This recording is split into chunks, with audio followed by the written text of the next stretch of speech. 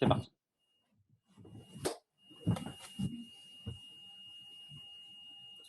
À l'heure où nous traversons l'une des plus grandes crises économiques que notre pays a eu à affronter, à l'heure où notre modèle social montre ses limites à protéger l'ensemble de la population, à l'heure où les nombreuses pertes d'emplois engendrées par la crise sanitaire plongent nos concitoyens dans la misère et la crainte du lendemain, il nous appartient de réagir.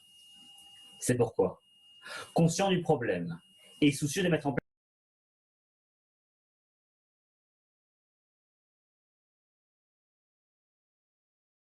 On t'entend plus.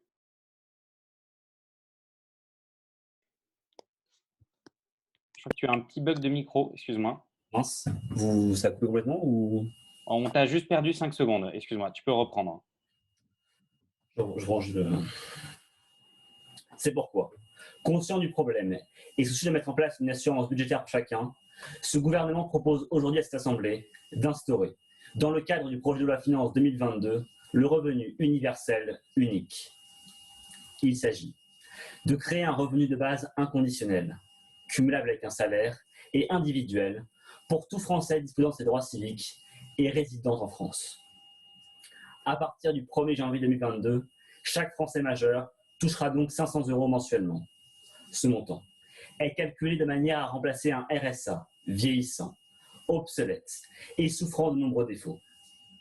En effet, ce revenu sera accessible sur simple présentation de carte d'identité et d'un justificatif de domicile de manière annuelle en mairie, afin de se faire inscrire sur un registre national.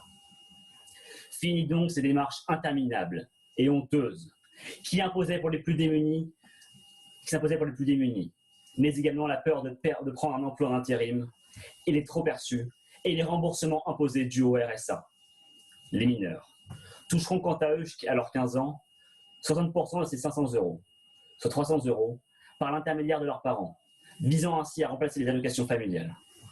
De 15 à 18 ans, le tiers de la somme sera gérable directement par l'enfant. Enfin, ils débloqueront le revenu universel classique à leur majorité.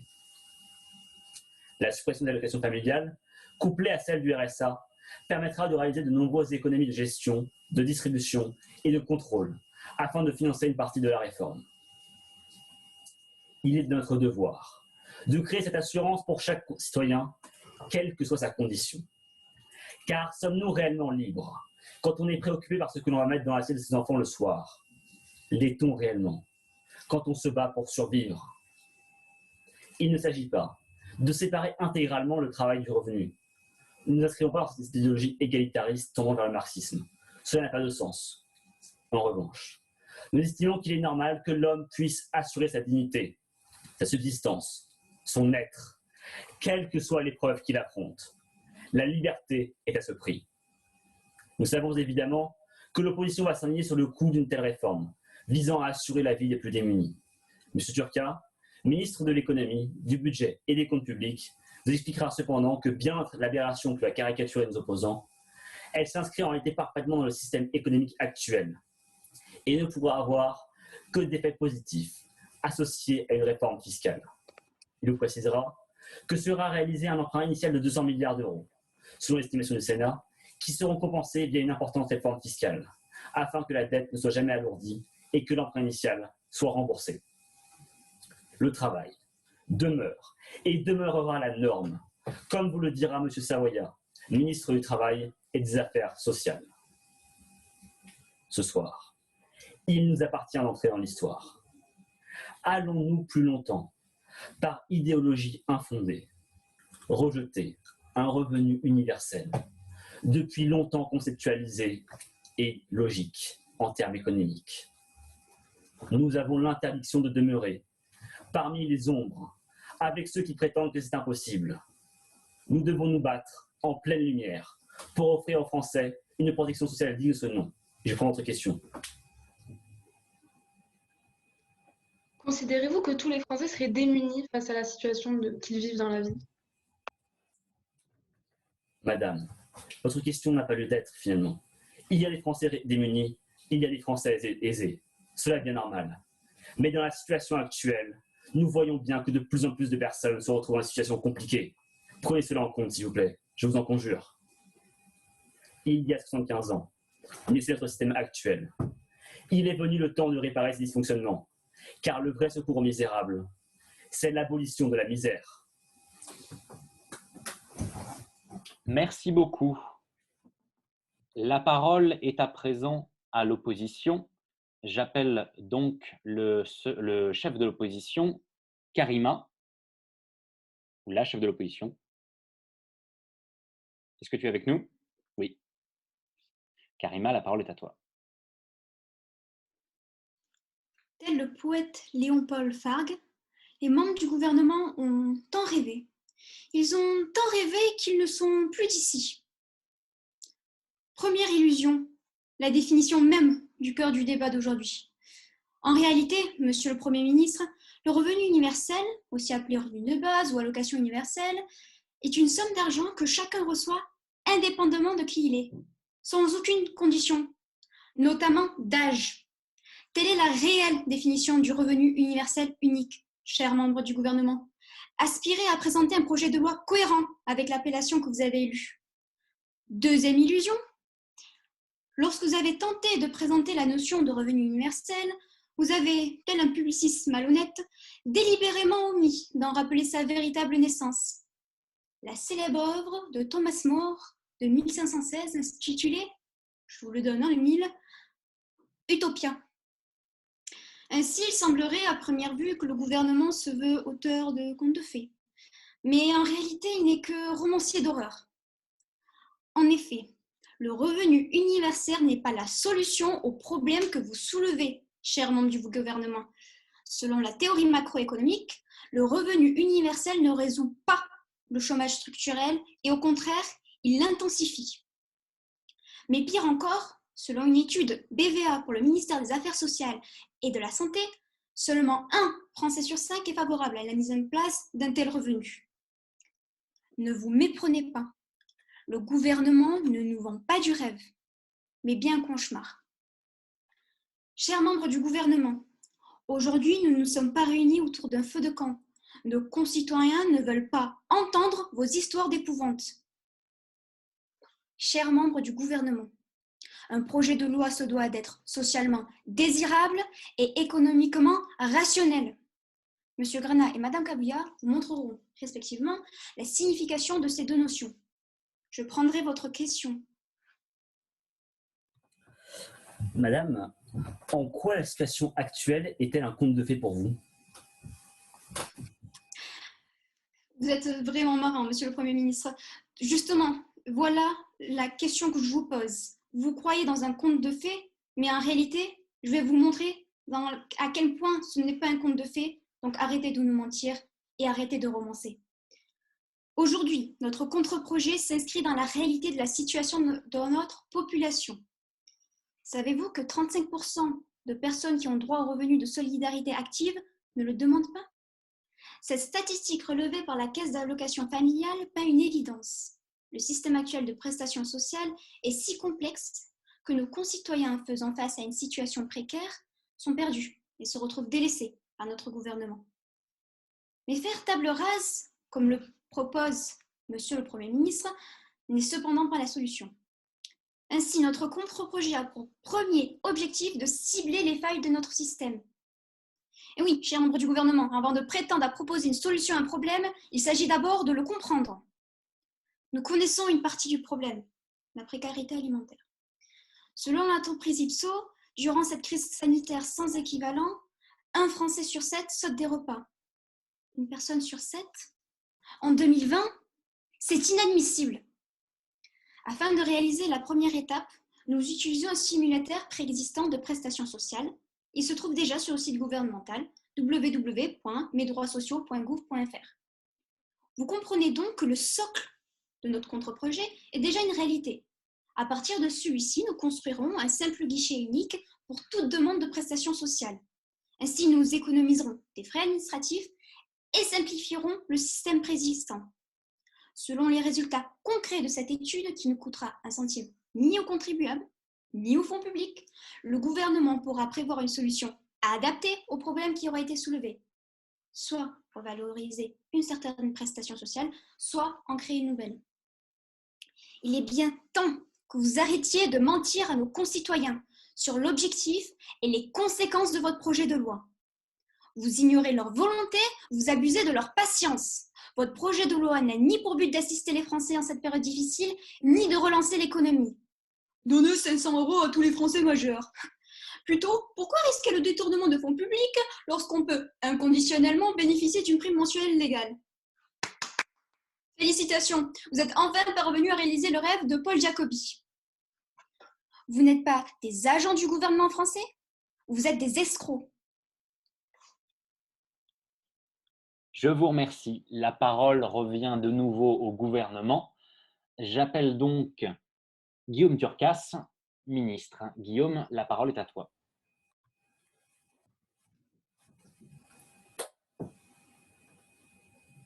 Tant que le possible n'a pas encore été fait, le devoir n'a pas été rempli. Créer les bases d'une économie solidaire conduira immanquablement à repenser aussi le financement public. Visiblement, cela n'a pas été éludé par Madame la chef de l'opposition. Peut-être qu'elle se met d'accord avec notre budget, mais je vais tout de même l'expliquer pour éviter qu'il y ait de contresens vis-à-vis de cette opposition qui a l'air de caricaturer notre projet de loi. Car Monsieur le Premier ministre l'a évoqué, notre projet de loi sera accompagné par une réforme fiscale visant à garantir un autofinancement de cette mesure. Pour ce faire, un emprunt initial de 200 milliards à la Banque centrale européenne sera réalisé afin de financer la première année du revenu universel. Nous allons suivre les directives du Sénat dans le rapport du 13 octobre 2016 en exposant désormais chaque Français à l'impôt sur le revenu dès le premier euro gagné. Le taux d'imposition de la première tranche sera alors fixé à 23%, tandis qu'une réindexation des 5 autres aura lieu. Avec la suppression du RSA, du CICE et des allocations familiales, cela permettra à l'État de financer le revenu de base sans nouvel emprunt, donc sans alourdir la dette. Vous avez donc parlé, avec votre contre-projet, d'alléger le système actuel. Bravo à vous, c'est exactement ce que nous essayons de proposer. Car notre réforme, aidée par une lutte plus accrue contre les fraudes fiscales, ainsi qu'une réduction des niches fiscales, la France aura les moyens de rembourser l'emprunt initial sur 10 ans. Ainsi, nous avons réussi à augmenter le pouvoir d'achat de 70% des Français, et ce, sans créer de dette. La France a toujours eu les moyens de proposer le revenu universel. Nous lui apportons désormais la volonté de le faire. Car si la France ne va donc pas perdre d'argent, elle va au contraire pouvoir relancer son économie. Comprenez que l'augmentation du pouvoir d'achat conduit inévitablement à une augmentation de la consommation. L'argent gagné par le revenu universel sera ainsi dépensé pour renflouer l'économie locale. En 2018, la Finlande a dû abandonner le revenu universel car il ne corrélait pas avec ses ambitions à la réduction du chômage. Elle a néanmoins reconnu l'efficacité et les bienfaits économiques. En effet, il a été constaté que les bénéficiaires du revenu universel l'ont aussi dépensé pour du loisir. Ils ont finalement participé sans le savoir au maintien de l'économie locale et le gouvernement a pu récupérer l'argent investi par le biais des impôts, mais également par la TVA. Je vois qu'il n'y a pas de questions, donc je continue, car l'économie sera également relancée par le biais de l'entrepreneuriat. Que ce soit pour ouvrir un restaurant, créer une entreprise ou ouvrir un site internet, il représente un enjeu majeur pour notre société en permettant de créer des emplois, d'augmenter la productivité, mais surtout de renforcer des secteurs d'activité. Malheureusement, selon un sondage de l'INSEE commandé en 2019, si plus de 60% des Français souhaitent créer une entreprise, seuls 14% d'entre eux franchissent le pas. La principale raison invoquée, la peur de l'échec, la peur de se retrouver sans salaire à la fin du mois. Parce qu'il est garanti à vie, le revenu universel constitue un filet de sécurité qui garantit un revenu minimum à l'entrepreneur, qu'importe le fonctionnement de son entreprise. Ils pourront alors créer sans souci de l'utile à la société et pourront renforcer les secteurs économiques ainsi que créer de l'emploi. Je vais prendre votre question. Comment vous assurez-vous que votre projet de loi n'entraînera pas une désincitation au travail pour une partie de la population, obligeant les entreprises à augmenter les salaires, chose impossible en temps de crise de Covid? Monsieur, si vous pensez que 500 € par mois est suffisant pour vivre, je crains que vous êtes alors déconnecté des réalités des Françaises et des Français, et cela est bien malheureux quand vous êtes censé les représenter lors de cette Assemblée. Car notre projet de loi consiste à redonner une confiance aux Français pour une meilleure productivité. La croyance que rien ne change provient soit d'une mauvaise vue, soit d'une mauvaise foi. Si la première se corrige, la seconde se combat, et aujourd'hui, le monde est en train de changer. Les études parlent. Qu'importe le choix de cette Assemblée ce soir, l'histoire retiendra qu'il y a une opposition qui s'est battue pour le revenu universel et le gouvernement qui s'est levé afin que celle-ci soit mise en place. Combattons donc cette opposition qui refuse une réforme ambitieuse par mauvaise foi et par peur du progrès. Merci beaucoup. La parole revient une nouvelle fois à l'opposition. J'appelle donc Damien Granat. Damien, est-ce que tu es avec nous?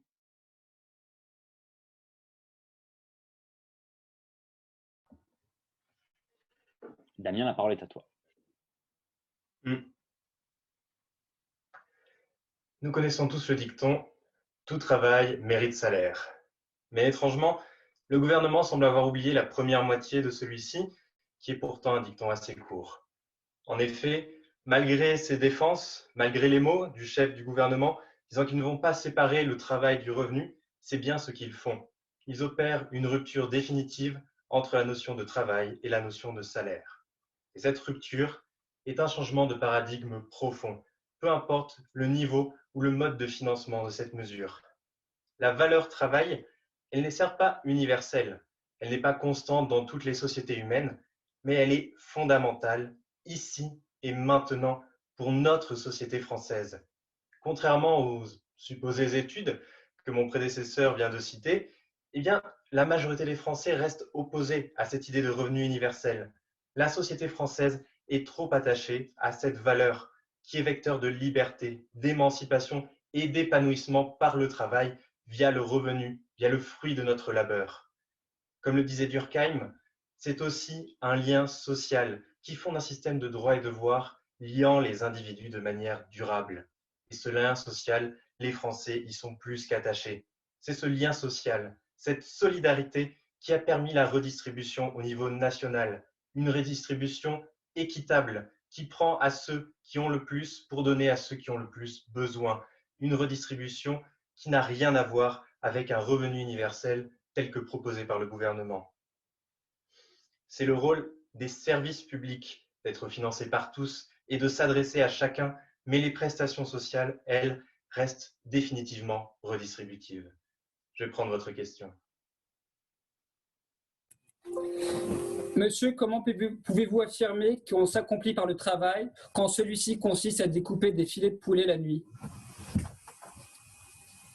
Tous les travaux ne sont évidemment pas aussi émancipateurs que l'autre, mais le travail en règle générale reste le seul moyen par lequel un individu qui aujourd'hui découpe des poulets peut espérer demain gagner davantage, monter dans la société et faire fructifier son affaire. Donner à chacun un revenu de base sur le simple fait qu'il existe n'incite absolument pas les individus à travailler.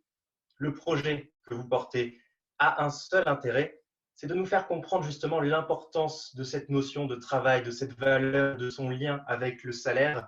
Mais malheureusement, la solution que vous proposez est bien médiocre, puisque le lien travail et revenu est trop éthiquement important pour notre société. Le revenu universel implique de la changer fondamentalement, de changer même ses citoyens. Votre proposition est donc largement utopique. Ce que vous proposez, c'est un changement anthropologique majeur, une société nouvelle qui postulerait un homme nouveau. Et on sait, malheureusement, avec l'expérience du passé, où les velléités de créer un homme nouveau ont pu conduire nos sociétés par le passé. C'est donc une proposition éthiquement inacceptable. Nul ne sait d'ailleurs, nul ne peut en tout cas affirmer savoir si la bénéficiaire d'un tel revenu en profiterait pour proposer des activités socialement désirables ou si on se retrouverait au contraire avec un problème économique assez commun, celui d'une cohorte de passagers clandestins. Et croire le premier, croire dans une activité désirable, croire dans un homme naturellement bon, comme le fait le gouvernement, c'est un acte de foi anthropologique qui n'a rien de raisonnable. La position de l'opposition, au contraire, est un simple raisonnable principe de précaution, rien de plus. Mais après tout, admettons. Admettons que le projet du gouvernement aboutisse, il reviendrait en fait à créer une société parfaitement injuste et inéquitable, puisqu'il n'y aurait plus d'équitable répartition des richesses entre les différents niveaux de revenus, mais simplement un revenu donné à tous sans distinction, y compris aux plus aisés. Comme disait Louis Marin cette année, le 2 juin 2020, directeur de l'Observatoire des inégalités, si le revenu est universel, c'est un revenu pour les riches. Le vrai débat, il porte sur les minimums que nous donnons à nos plus modestes, pas à toute la population. Notre volonté donc de simplifier l'accès aux aides, d'assurer que chacun puisse faire valoir ses droits et cibler les plus pauvres, voilà la solution. Pas une inéquité déguisée sous la forme d'une égalité. Votre projet, le projet du gouvernement, allierait les défauts du collectivisme et de l'individualisme, puisqu'il pousserait les individus en rompant le lien travail-salaire à se désintéresser de l'utilité sociale de leur activité et des biens communs, tout en étant par défaut mis dans une position de dépendance vis-à-vis de l'État. Ce que propose le gouvernement, c'est l'État partout et les communs nulle part. Merci beaucoup. La parole revient au gouvernement. J'appelle donc Elio. Elio, est-ce que tu es avec nous?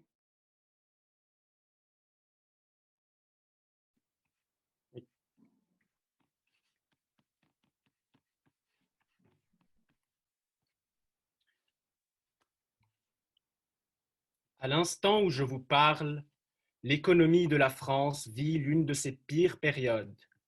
Depuis mars, on compte 10 millions de Français dans des situations précaires et un tiers de jeunes diplômés sans emploi.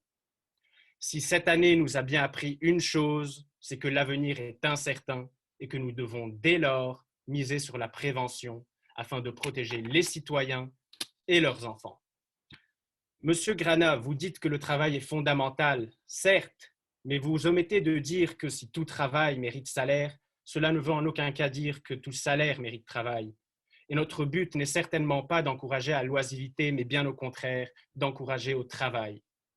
L'instauration d'un revenu unique universel permettrait en premier lieu de garantir une forme de sécurité économique pour les Français, quelle que soit leur classe sociale. De la même manière que les plus défavorisés ont besoin d'aide pour s'en sortir, les gens issus de classes plus aisées, eux, pourraient tout à fait un jour se retrouver au fond du gouffre en raison de problèmes personnels ou professionnels ou encore d'une crise semblable à celle que nous traversons actuellement. Le produit intérieur brut du pays a chuté de 10% en 2020. C'est le recul le plus fort de son activité depuis au moins 1949. Nous ne pouvons pas nous permettre d'affronter une telle situation sans y être préparés à l'avenir. N'oublions pas aussi la robotisation des marchés qui est plus que jamais omniprésente et menace les emplois de beaucoup. Aujourd'hui, on parle d'une perte de 15% d'emplois en France, ce qui justifie la crainte des Français quant à leur avenir. Alors, il est de notre devoir de mettre notre peuple en confiance en lui assurant cette protection qui s'avère être de la plus haute importance, étant donné que la prévention économique, au même titre que tout autre type de prévention, est nécessaire pour notre nation. Parlons aussi de ces mères isolées qui vivent constamment dans l'angoisse de ne pas pouvoir assurer un mode de vie viable à leurs enfants. Ces femmes-là, qui constituent 20% de la population française et représentent près d'un quart de la population pauvre de France, selon l'INSEE, manquent souvent de ressources pour subvenir aux besoins de leur famille. À toutes ces personnes, nous leur fournirons un support économique considérable pour qu'elles puissent vivre dignement au sein de notre société. De même, en instaurant ce revenu universel, le pouvoir d'achat accroîtra et nous contribuerons ainsi à une baisse de la pression sociale, ce qui permettra aux Français d'acquérir une certaine forme de sérénité et de liberté. Cette liberté, aussi minime soit-elle, aura pour effet une amélioration des conditions de vie et du bien-être de chacun. Cela va à son tour permettre aux travailleurs de gagner en productivité et en performance et par conséquent contribuer à un essor économique dans le pays. En effet, les études réalisées aux États-Unis et au Canada, où le revenu universel a justement été adopté, attestent du même constat. 85% des bénéficiaires du revenu universel avaient déclaré être plus motivés dans leur travail. Je prends votre question. Pouvez-vous préciser la personne, s'il vous plaît? C'est fini, continue. La personne, tout le monde est concerné par... Ceci n'est pas ma question, mais bien la personne à laquelle vous permettez la question. Ah, c'était bien vous, oui. Si tout salaire ne mérite pas travail, pouvez-vous me rappeler la définition de salaire? Le salaire est un revenu que l'on se voit accorder après avoir effectué une tâche, un travail effectivement. Mais les mentalités ont évolué et de nos jours, de la même manière que les aides sont fournies aux gens, il ne faut pas nécessairement travailler pour recevoir un revenu, tel qu'une aide ou une allocation, par exemple. Donc, toujours selon ces mêmes statistiques, on observe chez les retraités une explosion de leurs activités. Nos aînés pourront alors plus librement se prêter à divers loisirs et divertissements et ainsi passer une belle retraite sans qu'il n'ait à se faire du souci et de cette manière contribuer à un maintien de l'économie locale, comme l'avait expliqué M. Turcas. Notre projet de loi crée donc un cercle vertueux qui assure une protection continue des citoyens, tant sur le plan économique que sur le plan moral. Nous partageons tous les mêmes inquiétudes et les mêmes appréhensions quant à l'avenir de notre pays. Ceci étant dit, il est plus que temps de bâtir une nation pérenne qui soit soucieuse du bien-être de chacun d'entre vous, parce que c'est par le bien-faire que se crée le bien-être. Merci beaucoup. La parole revient une nouvelle fois à l'opposition. J'appelle le deuxième député, Inès. Inès, es-tu avec nous?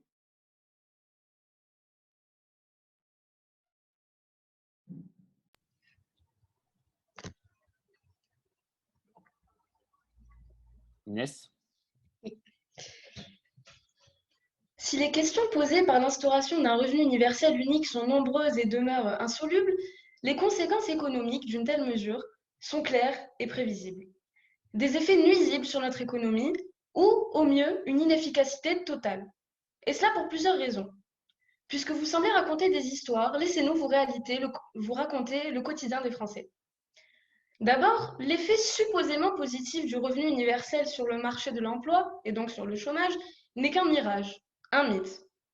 La diminution du nombre d'heures travaillées que permettrait une telle mesure permettrait, imaginons, de mettre plusieurs personnes sur le même poste qui tourneraient au fil des semaines.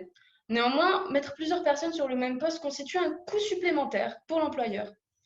Dans cette situation, l'employeur aurait deux solutions. Garder un individu à temps partiel et accepter de réduire l'activité de production, ce qui réduirait la croissance in fine du pays, ou garder quelqu'un à temps complet si ce dernier accepte de travailler.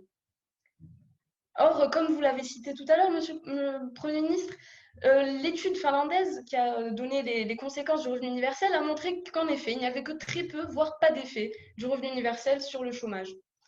Alors, le gouvernement semble vouloir, disons, mettre en avant la consommation, voire la surconsommation, plutôt que le chômage, qui est le réel problème de ce pays, avec un taux qui avoisine les 10% depuis maintenant plusieurs années. En outre, ce problème de chômage structurel ne peut pas être résolu si ce n'est par l'adéquation des formations.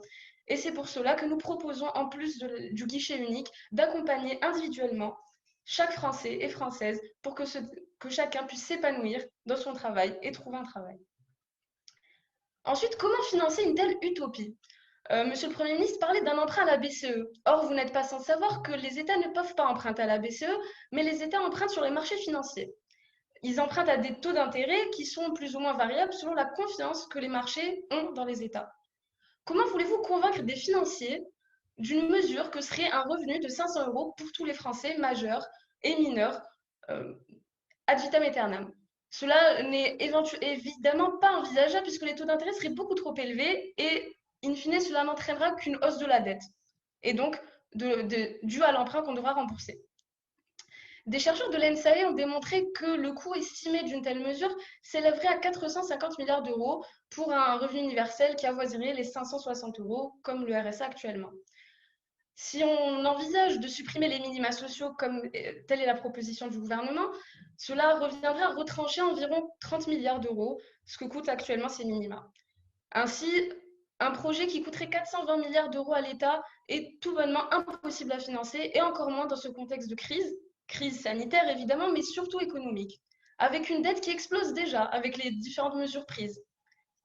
Voulez-vous vraiment laisser sur le dos des futures générations un emprunt pour un projet qui est complètement hors sol et en dehors des réalités des Français? Nous, non. Enfin, le montant de ce revenu universel, quel qu'il soit, pose problème. Vous proposez un montant de 500 euros mensuels. Or, ces 500 euros, qui équivalent à peu près au RSA actuel, ne garantissent aucune garantie de sortir les Français de la pauvreté, puisque ce serait évidemment l'idée principale de ce revenu universel, que tout le monde puisse consommer et vivre dignement. Or, avec 500 euros, comme vous l'avez très bien dit, on ne vit pas. Et si certaines personnes au chômage ne travaillent pas en plus de ce revenu, elles resteront à 500 euros et donc resteront dans la pauvreté la plus extrême. Un revenu plus élevé serait tout bonnement inenvisageable non plus, puisqu'on ne pourrait pas le financer, mais telle n'est pas votre proposition. Or, aussi, par rapport à l'effet de la consommation, vous précisez que tous les Français consommeront plus. Or, les études économiques montrent qu'à partir d'un certain seuil de revenus, la consommation n'augmente pas. En effet, chez les catégories les plus aisées, le revenu marginal n'augmente pas ni la consommation, ni l'offre de travail de ces personnes. Elles ont plutôt tendance à épargner, souvent pour la spéculation. Voulez-vous donc d'une telle fuite des dépenses, fuite du système? Que ferait-on de ces 500 euros qui seraient distribués à vie pour des personnes qui n'en ont pas besoin? En effet, il peut arriver que des personnes se retrouvent dans la pauvreté du jour au lendemain, mais à ce moment-là, des minima existent. Minima que nous souhaiterons valoriser et revaloriser. C'est pourquoi notre projet vise tout bonnement les personnes qui sont les principales concernées, donc de cibler. Effectivement, la notion importante, c'est le ciblage. C'est contre l'exploitation, la précarité et pour une juste rémunération qu'il faut se battre. Et cela, on n'y parvient qu'en ciblant les personnes qui en ont réellement besoin et pas en faisant un énième cadeau aux riches. Autre part, augmenter le revenu et en parallèle, imposer tous les Français, ce qui semble être le projet, reviendrait à prendre de l'argent pour en redonner de l'autre. Y a-t-il vraiment un intérêt à donner de l'argent pour en reprendre ensuite par l'imposition? Non. Il nous apparaît évident donc que le débat de l'instauration du revenu universel est en réalité un faux débat. Influençable, infinançable, irréalisable, injuste, ce projet est tout bonnement voué à l'échec. Je vous remercie. La parole revient de nouveau au gouvernement. J'appelle donc le secrétaire général. Karl, es-tu avec nous? La parole est à toi.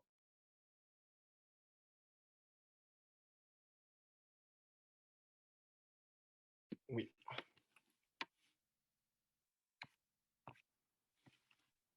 De toutes les préoccupations que nous pouvons avoir, une seule s'est véritablement démarquée. Depuis notre plus jeune âge, nous nous soucions de la santé de notre pays. Nous avons tous, à un moment donné, rêvé de vivre dans une société libre et stable, dans une patrie qui nous protège, dans une nation digne de confiance. La chef de l'opposition nous a donné une bonne leçon de littérature. D'abord, vous avez raison, 35% des citoyens qui ont droit au RSA n'y ont pas accès. Et c'est d'ailleurs pour cela que nous voulons le supprimer au profit d'un revenu universel qui sera distribué à tous et qui sera beaucoup plus simple d'accès. Mais bien sûr, vous étiez trop préoccupés à nous parler des contes de fées et vous n'avez pas écouté notre Premier ministre. Vous nous avez ensuite proposé un contre-projet de loi qui n'a ni queue ni tête, visant à simplifier les démarches trop complexes. Mais si vous aviez bien ouvert les oreilles, vous auriez écouté M. Baudry, qui a bien clarifié que nous allons supprimer les allocations familiales ainsi que le RSA au profit d'un revenu accessible à tous. Le député M. Granat nous a dit que l'instauration d'un revenu universel n'inciterait pas au travail et qu'au contraire, il ne ferait qu'entraver celui-ci. Mais comment se fait-il que 500 € par mois puisse permettre à une personne quelconque de dépendre de cette somme. Vous nous avez dit ensuite que ce revenu avantagera les riches, mais un riche peut très bien se retrouver démuni à cause de problèmes personnels ou à cause de crises, et dans ce cas-là, il faudrait qu'il y ait un soutien pour ces personnes-là, tout comme il y a un soutien pour les plus démunis. C'est ça, l'équité. Notre ministre du Travail et des Affaires sociales, M. Sawaya, vous a clairement indiqué notre objectif. Nous cherchons à garantir une protection économique de tous nos citoyens, une protection des riches, des pauvres, mais aussi des nombreuses femmes isolées ou encore des retraités qui peuvent manquer de support financier pour pouvoir vivre comme il se doit dans notre société. C'est en instaurant ce revenu universel que nous pouvons construire une société sécurisée qui fera face aux crises futures incertaines et qui permettra à chacun d'entre vous de vivre mieux, d'être plus serein et d'avoir confiance en votre nation. Le second député, tout comme sa collègue, la chef de l'opposition, n'a pas écouté nos ministres. Nous avons dit que nous allons faire un emprunt de 200 milliards d'euros auprès de la Banque centrale européenne pour les rembourser ensuite sur 10 ans. Monsieur Turca vous a pourtant bien expliqué que le financement du projet est réalisable. D'abord par cet emprunt initial de 200 milliards d'euros pour financer la première année du revenu universel. Ensuite, avec la suppression du RSA et des allocations familiales, il n'y aura pas lieu à un nouvel emprunt et celui-ci sera remboursé sur 10 ans du fait des économies de gestion réalisées, mais aussi par la réduction des fraudes fiscales. Vous avez parlé des minima, mais rappelez-vous que ces minima sont d'ores et déjà très difficiles d'accès. Alors vous allez attendre que quelqu'un se retrouve au bord du gouffre pour pouvoir lui proposer ces minima, alors qu'il peut très bien épargner ce revenu universel pour constituer un besoin de secours? Je prends votre question, monsieur. Il est tout à votre honneur de vouloir protéger les plus démunis, mais pourquoi vous évertuez-vous à vouloir sans arrêt faire de nouveaux cadeaux aux plus riches? Nous ne faisons pas des cadeaux aux plus riches. Notre objectif, c'est encore une protection économique. Nous ne sommes pas ici pour distribuer de l'argent, nous ne sommes pas un distributeur d'argent. Nous voulons protéger. Au cas où il y a des crises sanitaires ou des crises économiques qui surviendraient dans le futur, au cas où quelqu'un perd son emploi dû à la robotisation des marchés, comme l'a expliqué le ministre des Affaires sociales, nous voulons assurer la protection de tous les citoyens et non pas uniquement des plus démunis. De plus, comme vous l'a expliqué M. Turca, le revenu universel encourage l'entrepreneuriat, la fondation des nouvelles entreprises et contribue par conséquent à la création d'emplois. Cela va donc dynamiser le marché du travail, relancer l'économie du pays et même inciter les travailleurs français à l'étranger à peut-être revenir sur le territoire, car les conditions de vie et de travail se seront améliorées. Cette année a été particulièrement difficile pour nous tous. Face à la crise actuelle, la prévoyance, la sécurité et le soutien ont été plus que jamais sollicités. Certains d'entre vous ont peur de l'avenir. Certains réclament une économie plus solide. Ne laissez pas une opposition vous empêcher de construire un meilleur avenir. Ne les laissez pas détruire la confiance que vous avez envers notre pays. Car vous le savez très bien, la France qui vous a vu naître et grandir ne vous abandonnera pas. Je vous remercie. La parole pour conclure est au chef de l'opposition, Eugène. Eugène, la parole est à toi.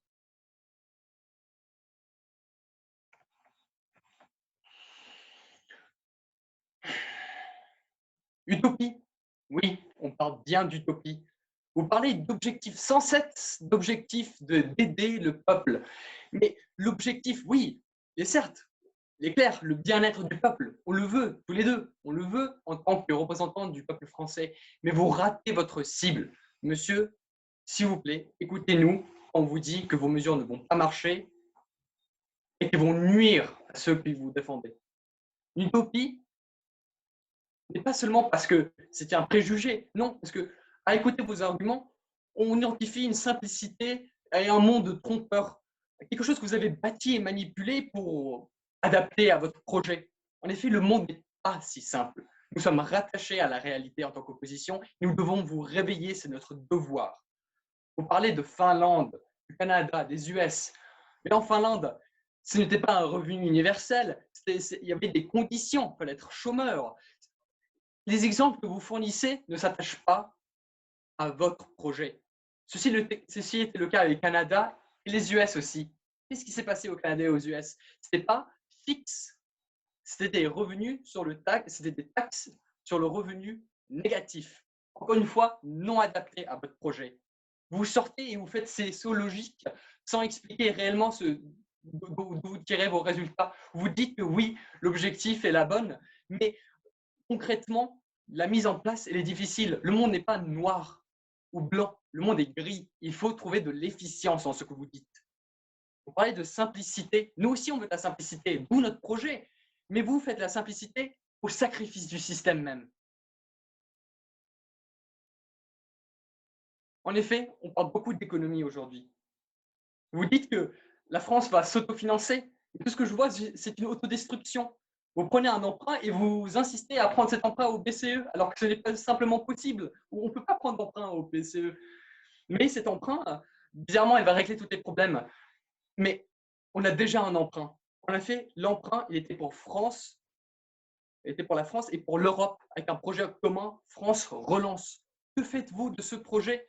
Vous abandonnez tant d'efforts pour rien, pour même pire. Ne répétons pas les années 80 où on a quitté nos coordinations Europe pour faire une relance tout seul dans notre coin. Qu'est-ce qui s'est passé? Une fuite des capitaux. Et la France a dû mettre les mêmes mesures que nos voisins, mais pire. Monsieur, je prends votre question. Monsieur, vous nous parlez beaucoup d'utopie, mais pouvez-vous nous expliquer en quoi vous simplifiez le système en complexifiant encore plus les aides sociales déjà très bureaucratiques, complexes, inefficaces et coûteuses à mettre en place? En gros, vous me demandez ce qui est notre compte projet. Notre compte projet est de centraliser justement toutes ces aides qui se dirigent vers l'individu même pour trouver qui en a le plus besoin. Oui, on centralise tout. On a les outils. Algorithme, que voulez-vous? On l'a cité au début, il fallait simplement écouter. En effet, ce que vous proposez, c'est que la France devienne une véritable vache à lait européenne. Les fuites des capitaux vont être claires, elles vont sortir du pays car vous avez négligé, en fait, le principe d'équivalence. Vous dites que pour tous les Français, mais non, ce n'est pas seulement pour tous les Français, parce que l'Europe exige à la France de donner les mêmes droits qu'aux Français s'ils résident en France. Mais le résultat, il est clair. Si l'argent il est facile aux Français, il va être d'autant plus pour nos voisins européens. La fuite des capitaux est claire. On le voit à l'intérieur avec l'argent reçu par les riches. On le voit à l'extérieur avec les ressentissants extérieurs qui le prennent et qui l'amènent ailleurs. Elle est doublement fausse, votre argumentation. Nous, en tant qu'opposition, on veut combler les lacunes, boucher les trous. Ce système qui nous a été donné par nos ancêtres. En effet, je me rappelle d'un moment où on était les champions de la protection sociale, inspiration de plusieurs pays. Et on l'est toujours. On l'est toujours. Mais il faut simplement améliorer. Les temps changent, il faut s'adapter. Mais s'adapter ne veut pas dire table rase. En effet, on parle d'équité. La France n'a jamais abandonné ceux qui étaient les plus démunis. Mais le gouvernement insiste de cracher, de réellement cracher sur ceux que nous avons aidés aussi longtemps. Pouvez-vous sérieusement, non, osez-vous dire à les plus démunis que oui, 500 €, c'est le même que le riche d'à côté, mais tu dois subsister avec moins que ce que tu avais avant. Mais quelle insulte! Et ensuite, vous dites que vous êtes pour le peuple, mais réfléchissez, écoutez-vous, enfin. Le travail est le pilier de la culture française, et non pas parce qu'on le dit, mais parce qu'ils le disent. Le peuple veut travailler. En effet, votre projet est impopulaire en France. Et que doit faire le gouvernement si pas répondre aux demandes et à la volonté de la population? Et ne faites pas dire aux Français ce qu'ils n'ont pas dit. En effet, vous faites le saut logique que l'entrepreneuriat, il faut le faire, les Français ont peur de le faire, et du coup, ça veut dire le revenu universel. Mais non, revenons directement à la question principale. Est-ce qu'ils veulent un revenu universel? Les Français ont dit non. Où est le débat? Vous parlez de simplicité, vous parlez d'histoire. l'histoire va seulement se rappeler que la France insiste à faire les mêmes erreurs et les mêmes erreurs et les mêmes erreurs suite à suite et d'abandonner le plan qui marche réellement. Ne devenons pas des clowns. Je vais demander de conclure, hein, s'il vous plaît. La double ironie. Nous ne sommes que des nains sur des épaules de géants. Nous les trahisons à nos risques et périls. Merci beaucoup, merci à tous.